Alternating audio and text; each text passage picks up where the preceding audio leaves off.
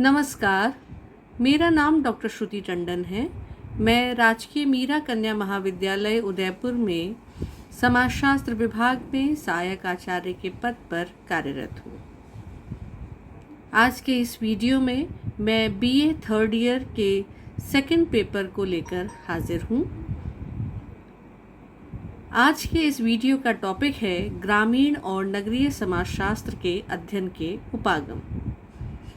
गत वीडियोस में हमने चर्चा करी कि ग्रामीण समाजशास्त्र किसे कहते हैं, इसका विषय क्षेत्र क्या है और इसका उद्भव और विकास किस प्रकार हुआ। ठीक इसी प्रकार से हमने जानने का प्रयास किया कि नगरीय समाजशास्त्र किसे कहते हैं, इसे कैसे परिभाषित किया गया, इसका भी विषय क्षेत्र और उद्भव और विकास किस प्रकार रहा। इन सब की जानकारी हमने गत वीडियोस में जानने का प्रयास किया। इस प्रकार यह बात स्पष्ट हुई कि ग्रामीण और नगरीय समाजशास्त्र की वो विशिष्ट शाखाओं के रूप में आज सबके समक्ष है, जिसका अध्ययन विभिन्न विश्वविद्यालयों में किया जा रहा है, ताकि ग्रामीण और नगरीय जीवन के बारे में सुचारू और व्यवस्थित जानकारी सबके बीच पहुँचे। समाजशास्त्र के विद्यार्थी होने के नाते यह आवश्यक है कि इस प्रकार की विस्तार पूर्वक जानकारी से छात्र लाभान्वित हों। इसलिए मोहनलाल सुखाड़िया विश्वविद्यालय के थर्ड ईयर के सेकंड पेपर के रूप में इसे पढ़ाया जाता है और विभिन्न यूनिट्स के माध्यम से उन विभिन्न विषयों की उपादेयता को सिद्ध करने का प्रयास किया जाता है, जो कि ग्रामीण और नगरीय समाजशास्त्र से संबंधित है। जैसे जैसे समाजशास्त्र में अध्ययन में प्रगाढ़ता आती रही, ठीक उसी प्रकार से ग्रामीण जीवन और नगरीय जीवन को समझने के लिए भी समाजशास्त्रियों ने रुचि का प्रदर्शन किया। समाजशास्त्रियों के संग मानवशास्त्रियों ने भी इसके अध्ययन के लिए विभिन्न उपागमों का निर्माण किया, जिसके द्वारा ग्रामीण और नगरीय समाजशास्त्र के विभिन्न उपागम हमारे समक्ष आए और आज के इस वीडियो में हम इनके बारे में ही चर्चा करेंगे।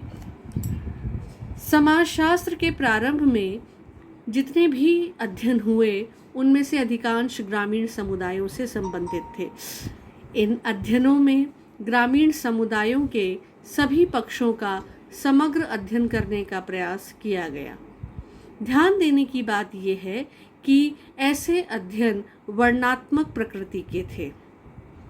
अंग्रेजी शासनकाल में ही नगरीकरण, औद्योगिकरण, पश्चिमीकरण, औपचारिक शिक्षा के प्रचार व प्रसार आदि के कारण नगरों का महत्व बढ़ने लगा था।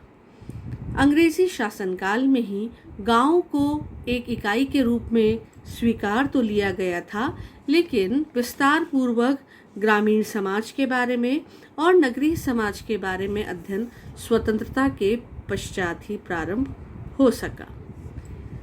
स्वाभाविक रूप से अनेक समाजशास्त्रियों ने नगरों को अपना अध्ययन क्षेत्र बनाया और नगरीय सामाजिक संरचना पर परिवर्तन की प्रक्रियाओं के प्रभाव को जानने का प्रयास किया। स्वतंत्रता प्राप्ति के पश्चात भारत में ग्रामीण और नगरीय दोनों प्रकार के अध्ययनों में अत्यधिक वृद्धि हुई। साथ ही इन अध्ययनों में विविध प्रकार के उपागम अपनाए जाने लगे। ग्रामीण और नगरीय समाजशास्त्र में प्रयोग किए जाने वाले, यानी उनके अध्ययन में प्रयोग किए जाने वाले प्रमुख उपागम कुछ इस प्रकार हैं। सबसे पहले हम बात करते हैं संरचनात्मक प्रकार्यात्मक उपागम की। यह उपागम अपने आप ही अपने नाम से स्पष्ट है कि इसका संबंध संरचना से है, इसका संबंध प्रकार्य से है। आज समाजशास्त्रीय अध्ययनों में संरचनात्मक प्रकार्यात्मक उपागम एक प्रमुख उपागम के रूप में स्वीकारा जाता है। इस आधारभूत मान्यता पर आधारित है यह उपागम कि समाज या सामाजिक संरचना का प्रत्येक अंग व इकाई संपूर्ण समाज या संरचना को बनाए रखने के लिए निश्चित योगदान प्रदान करती है और समग्रता को बनाए रखने में योगदान देने के कारण इकाइयां अपरिहार्य हैं और अनिवार्य हैं। यह इस मान्यता पर भी आधारित है कि समग्र के विभिन्न अंगों की सामाजिक क्रियाएं परस्पर संबंधित हैं। ये उपागम प्रारंभिक समाजशास्त्र और मानव शास्त्र में प्रयोग किए जाने वाली उद्विकासीय, ऐतिहासिक और तुलनात्मक उपागमों की सीमाओं को दूर करने के प्रयासों के परिणाम स्वरूप विकसित हुआ था। संरचनात्मक प्रकारात्मक उपागम का प्रयोग अनेक रूपों में किया गया।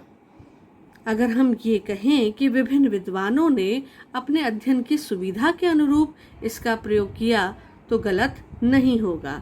जैसे कि मैलिनोवस्की ने व्यक्तिवादी प्रकार्यवाद की बात करी, दुर्खीम ने सामाजिक प्रकार्यवाद की बात करी, रेडक्लिफ ब्राउन ने संरचनात्मक प्रकार्यवाद प्रस्तावित किया, तो पार्सन्स ने सामाजिक संरचनात्मक एवं व्यक्तिवादी प्रकार के प्रकार्यवाद का समन्वय प्रस्तुत करने का प्रयास किया।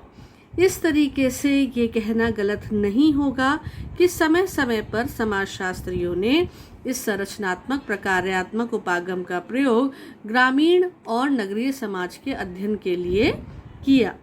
इसकी कुछ आधारभूत मान्यताएं इस प्रकार हैं कि संरचनात्मक प्रकार्यात्मक विश्लेषण तत्वों की तुलना में समग्रता और व्यवस्था को अधिक प्राथमिकता देता है।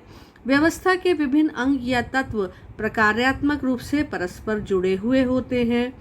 इसीलिए व्यवस्था का प्रत्येक अंग व्यवस्था को बनाए रखने हेतु एक निश्चित सकारात्मक प्रकार्य भूमिका निभाता है और नकारात्मक रूप में विघटन या परिवर्तन लाने का विरोध करता है। प्रत्येक समाज की अपेक्षाकृत स्थायी संरचना होती है तथा इसमें स्वनियंत्रण के यंत्र पाए जाते हैं। इन यंत्रों द्वारा ही समाज अपना संतुलन बनाए रखता है। समाज की प्रमुख दशा स्थायित्व एवं मतैक्य है, न कि दबाव एवं विरोध पर आधारित है। इस प्रकार विभिन्न विद्वानों ने इस उपागम का प्रयोग करके अपना अध्ययन किया। भारत में S.C. दुबे और M.N. श्रीनिवास ने ग्रामीण समाज के अध्ययन में इस उपागम का प्रयोग किया। अब हम एक और उपागम की बात करते हैं जिसे हम भारत विद्याशास्त्रीय उपागम के रूप से जानते हैं। इसका एक और नाम है जिसे पुस्तकीय उपागम भी कहा जाता है। इसके अनुसार भारतीय समाज को समझने हेतु उन ग्रंथों या महाकाव्यों की सहायता ली जाती है जिनमें भारतीय समाज का विशद चित्रण किया गया है। इसी कारण अध्ययन के इस दृष्टिकोण को आदर्शात्मक उपागम भी कहते हैं। इसके अनुसार भारतीय संस्थाओं की व्याख्या प्राचीन ग्रंथों से प्राप्त तथ्यों द्वारा ही संभव है। ये उपागम ऐतिहासिक पद्धति पर भी बल देता है। इसके समर्थक विद्वान परंपरागत भारतीय दर्शन तथा चिंतन से अत्यधिक प्रभावित रहे हैं और वे सामाजिक व्यवस्था के नैतिक और धार्मिक नियमों की पुनर्स्थापना पर बल देते हैं। इसकी कुछ प्रमुख मान्यताएं इस प्रकार हैं कि किसी भी समाज का अध्ययन उसकी ऐतिहासिक पृष्ठभूमि या अतीत को समझे बिना संभव नहीं है। ऐतिहासिक पृष्ठभूमि या अतीत का अध्ययन उस समाज के धर्म ग्रंथों, महाकाव्यों तथा वैधानिक ऐतिहासिक प्रलेखों द्वारा ही संभव है और इन्हीं के द्वारा ही इनमें वर्णित सामग्री से ही संबंधित समाज का आदर्श चित्रण किया जा सकता है। इसीलिए इस उपागम में ऐतिहासिक पद्धति पर अधिक बल दिया जाता है, जिसमें घटनाओं या परिस्थितियों का अध्ययन उनके विशेष प्रारंभिक कारकों का पता लगाकर किया जाता है। समय समय पर विभिन्न विद्वानों ने इसका प्रयोग करके समाजशास्त्र में अपना योगदान दिया है। Professor A.R. पिल्लई का जाति का अध्ययन, P.H. प्रभु का हिंदू सामाजिक संगठन पर अध्ययन, K.M. कपाड़िया का हिंदू नातेदारी का विश्लेषण तथा इरावती कर्वे का हिंदू समाज का विवेचन इस परिप्रेक्ष्य द्वारा हुए अध्ययनों के प्रमुख उदाहरण हैं। Professor G.S. घुरिये इस परिप्रेक्ष्य के प्रमुख प्रवर्तक रहे। इन्होंने जाति, वर्ग एवं व्यवसाय, नातेदारी व्यवस्था, ज्ञान और मूल्यों तथा भारतीय नगरों जैसे अखिल भारतीय विषयों पर भी इस परिप्रेक्ष्य का प्रयोग करके अध्ययन किया। ल्यूइस ड्यूमा ने अपनी प्रमुख पुस्तक होमो हरियार्कस में भारतीय जाति व्यवस्था का विश्लेषण इसी उपागम से किया। अगले उपागम के रूप में हम बात करते हैं क्षेत्राधारित उपागम की। भारत विद्याशास्त्रीय उपागम के विपरीत क्षेत्राधारित उपागम द्वितीयक स्रोतों की महत्ता को नकार कर प्राथमिक आंकड़ों के महत्व को स्वीकारता है तथा क्षेत्र में जाकर वास्तविकता को ज्ञात करने पर बल देता है। आधुनिक समाजशास्त्री एवं सामाजिक मानवशास्त्री इस उपागम को अधिकाधिक अपना रहे हैं और यथार्थता को समझने में इसे अधिक उपयोगी मानते हैं। क्षेत्राधारित उपागम इसलिए महत्वपूर्ण आज अधिक स्वीकारा जा रहा है क्योंकि ये प्राथमिक आंकड़ों द्वारा ज्ञात वास्तविकता पर बल देता है। इसलिए ये दृष्टिकोण अधिक विश्वसनीय, यथार्थ और वैज्ञानिक माना जाता है। अधिकांश आधुनिक समाजशास्त्रियों का कहना है कि अगर समाजशास्त्र को एक सुदृढ़ वैज्ञानिक आधार प्रदान करना है तो क्षेत्राधारित उपागम को ही प्राथमिकता देनी चाहिए। इसीलिए इसके द्वारा किए गए अध्ययन में प्रामाणिकता की जांच बार बार कर पाना संभव होता है। विभिन्न विद्वानों ने भारत में हुए अधिकांश ग्रामीण और नगरीय अध्ययनों के लिए क्षेत्राधारित उपागम का प्रयोग किया। इनमें से D.N. Majumdar, B.R. Chauhan, S.C. Dubey, M.N. Srinivas, Yogesh अटल कुछ प्रमुख नाम हैं जिन्होंने इस उपागम को अपना करके अध्ययन किया। खास बात यह है कि भारतीय समाज को समझने के लिए भारत विद्याशास्त्रीय और क्षेत्राधारित उपागम एक दूसरे से भिन्न है, ये हमने जाना। भिन्न प्रकार के स्रोतों या आंकड़ों के महत्व को स्वीकारते हैं, ये बात भी हमने अभी जानी। पर खास बात यह है कि ये दोनों उपागम परस्पर संबंधित भी हैं। जी हाँ, भारत विद्याशास्त्रीय उपागम हमारे सामने एक आदर्श समाज का चित्र प्रस्तुत करता है और आज के समाज को उस आदर्श समाज की तुलना में देखने को विवश करता है। दोनों ही उपयुक्त उपागमों में लगभग उसी प्रकार का संबंध है जिस प्रकार का संबंध सिद्धांत और तथ्य में पाया जाता है। इन दोनों को एक दूसरे से अलग नहीं किया जा सकता है।